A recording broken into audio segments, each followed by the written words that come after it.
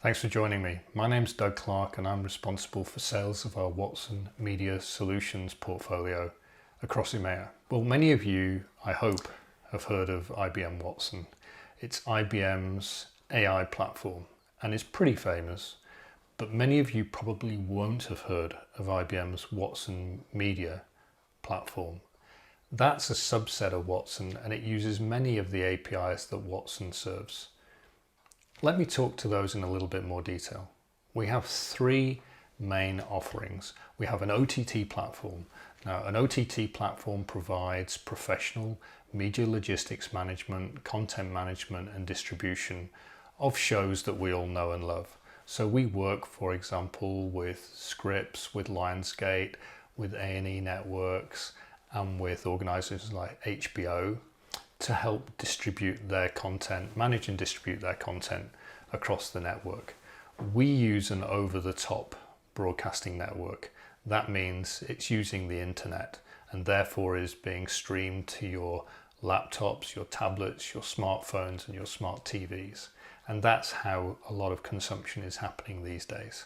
So during this lockdown period, if you've been watching the Travel Channel trying to dream of nice faraway locations, or if you've been doing the Cookery Channel to try and serve up something interesting with what's left in the cupboard, or maybe you've been doing the History Channel with the kids while they've been homeschooling, that's all been served to you via IBM's OTT platform. And if you've been a fan of Game of Thrones with HBO, that's also been broadcast at scale by IBM across Europe. So thank you for enjoying those. Now, Watson contains a ton of APIs and many of them are relevant for the media industry.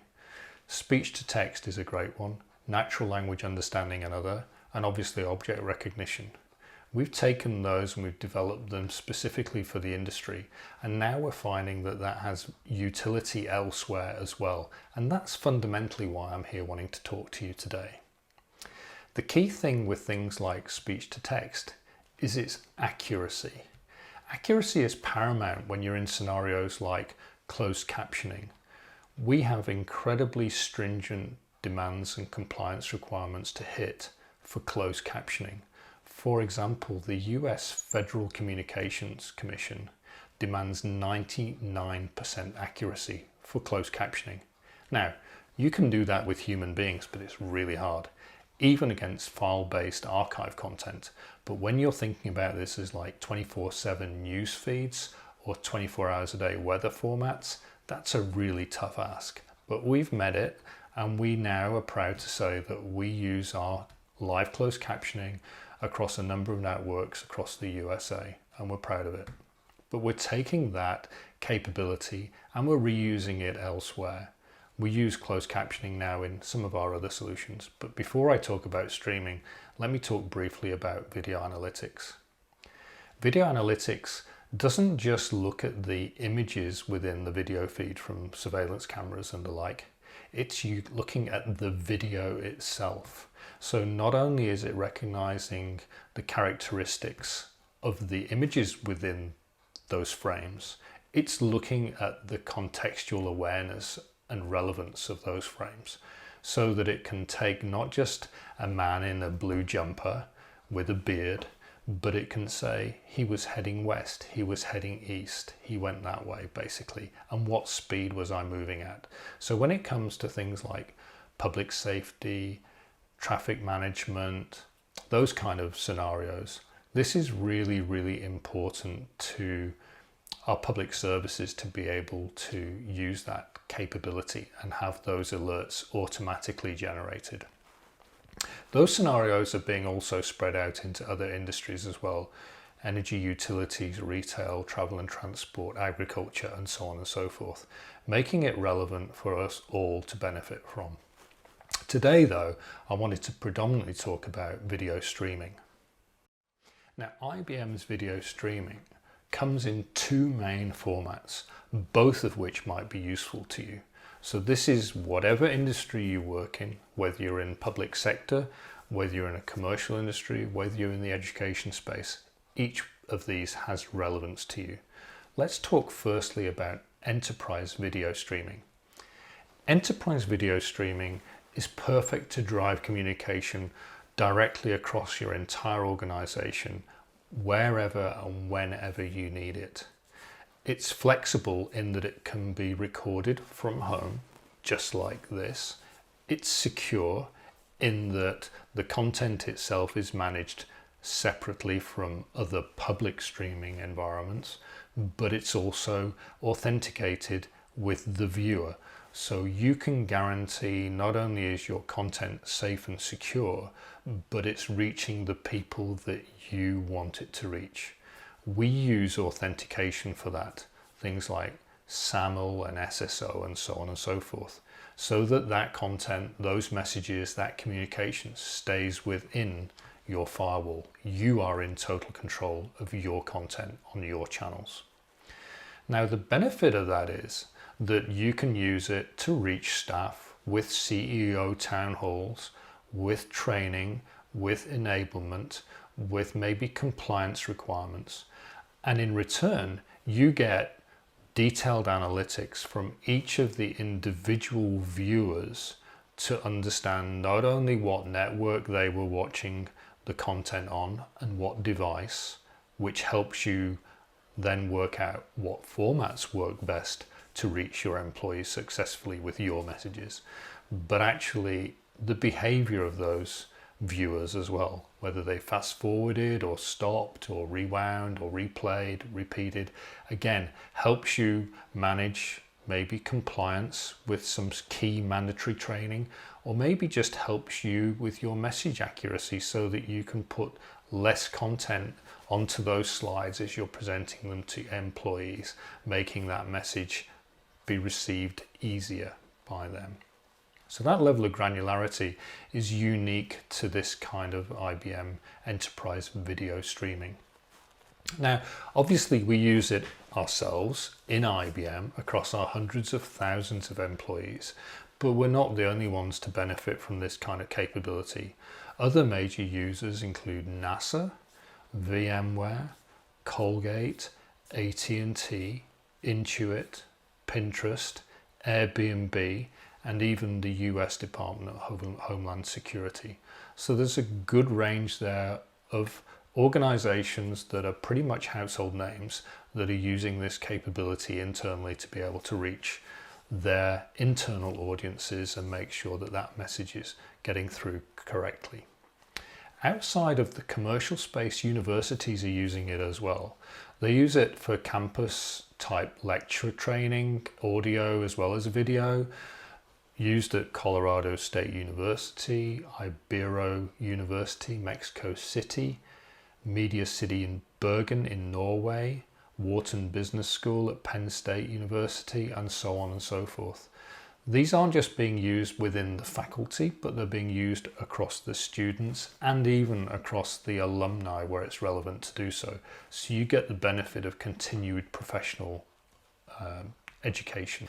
Now, outside of the firewall, the other version of video streaming is really important as well. And it benefits from the same professional grade capabilities that we just talked about with OTT. It can scale massively, helping you reach a whole range of consumers and potential customers with your live or archive content. This is ideally placed for things like virtual conferences such as this. IBM, for example, is using it as video streaming for our Think event this year, which is going to be virtualized. Salesforce has been using it for a number of years to enhance and extend the reach of its Dreamforce conferences. And organizations have been using it a lot for product launches. For example, Mazda use it for its car launches. Tesla has used it for all of its model launches. Sony used it for its PlayStation 4 launch. And when I say scale, Sony, for example, had 1.3 million concurrent viewers watching the launch of that PlayStation 4. That's why it's been such a success for them. Now, in the remaining minutes, let me talk you through some of the features that each of these streaming platforms enjoy. For example, having a viewer registration capability is pivotally important if you're trying to drive lead generation and then follow-ups. Maybe you're wanting to invite people to test drive a car, or you're asking them to actually put down a deposit. That's where that kind of functionality is really valuable. But on the other side of the end of the chain, you're also wanting it to be really easy to ingest content. Just 2 to 3 clicks and you can be live streaming just as I am doing today, making it easy for people who are perhaps like me, non-techie, being able to stream with confidence using our free apps that are available off both app stores, so they come in both flavors, to be able to communicate from home perhaps to massive audiences. That makes it easy and makes it comfortable for people. On the other side of that though, if you do want to put on a big event, you can put on a whole professional gig with mixing desks and professional cameras and 4K content and so on and so forth. Now we can create live playlists off the back of content. Maybe you use your archive footage to create a reel, so you can recommend this next show after watching the current one, and you can play it back and you can create multiple playlists. In fact, you can create multiple channels. Those channels can be watched concurrently by your viewers. There's no limit to the potential scalability. We have a content portal which allows you to use a fully blown gallery feature, allows people to search globally against transcripts, for example, so they can find the relevant content for themselves, and allows bookmarking and stuff like that to happen within the content as well. So it helps you with search and discovery. International languages are coped with. We can handle multiple different language tracks. So it allows you to stream in multiple languages and allows people to listen in their preferred language. As I mentioned earlier, we have automatic closed captioning, which helps you convey information even when sound is not available or where viewers have hearing difficulties and limitations. Now, streaming is traditionally a one-to-many experience, just as I'm doing here. But actually there is also a requirement for having multiple people speaking, maybe not at the same time, but in the same virtual room. So we've integrated Cisco WebEx meetings and we've integrated Zoom meetings to facilitate that. Now individually those platforms don't have the scalability and the rigor to be able to reach the numbers of volumes of audiences that we're talking about.